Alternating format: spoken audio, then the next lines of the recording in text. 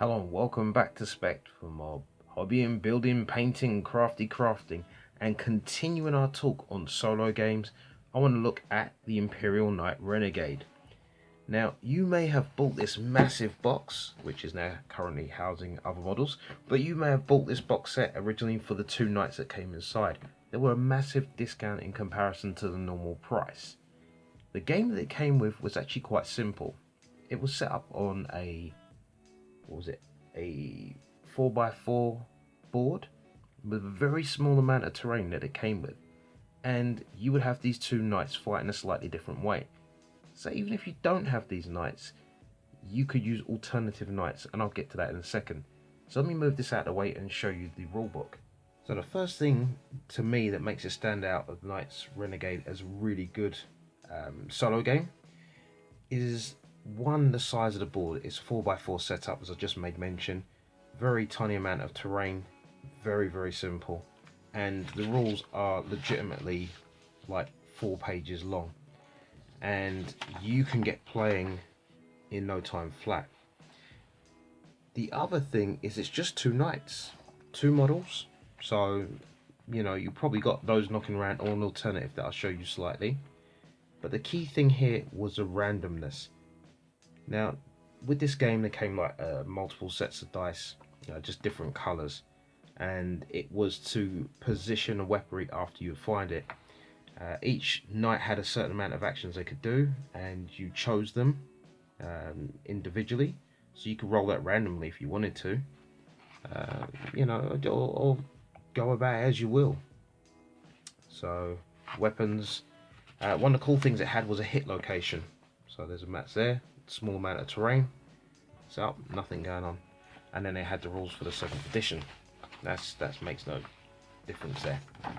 But the key to this game was, even though they had the knights as they are, just moving that out of the way so I can get to the information, was these cards, and there were hit location cards, and once each character suffered an equal amount of wounds to the amount of dots or tokens on that area, that was no longer functioning, or it might cause the model to explode, or a variety of different things like targeting would go off, and it was really good.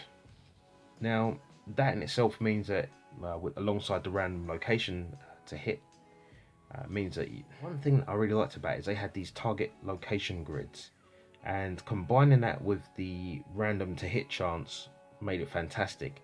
So you pretty much still used the functionality of the weapons it was scripted in 40k back in 7th edition, so the same kind of damage, AP and all that business, and the same kind of saves. You had this opportunity to hit the targets that you're choosing to have more effect, and they had different outcomes. They're both the same because they're both knights here. It actually reminds me of, there's a scene in what is it called again? No, don't. Richard Brolin did the art interpretation or the video for it. Hell's Reach. There you go.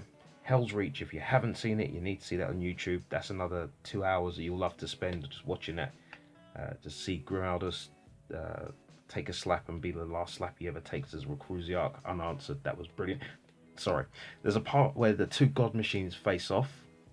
So you got like a Ork super mech versus like a Empress Titan class Imperial building mech, I call them, and they're facing off against each other, and they fired too early, the side from the Imperium, and the gunner inside was warning them like, please don't fire just yet, just hold on for a few more seconds.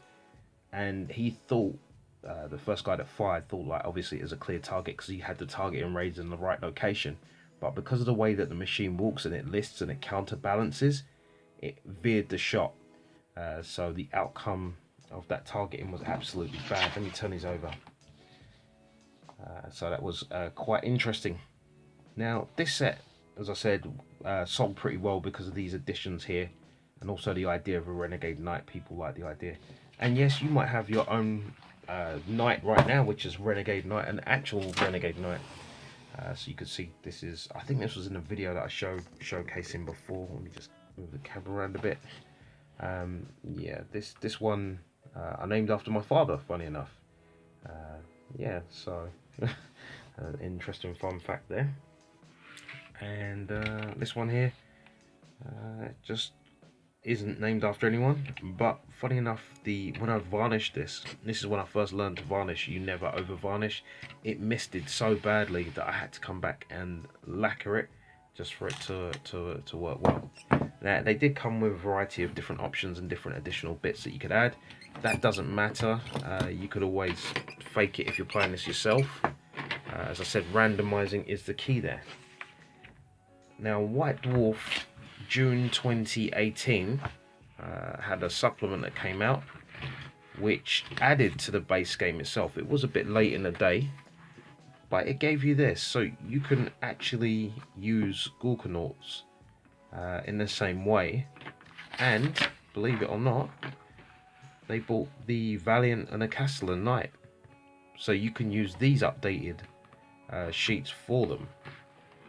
So if you have got them and you got these instead, or you picked up the Battle Force box set which only had these, you can still play the game. And this is really easy.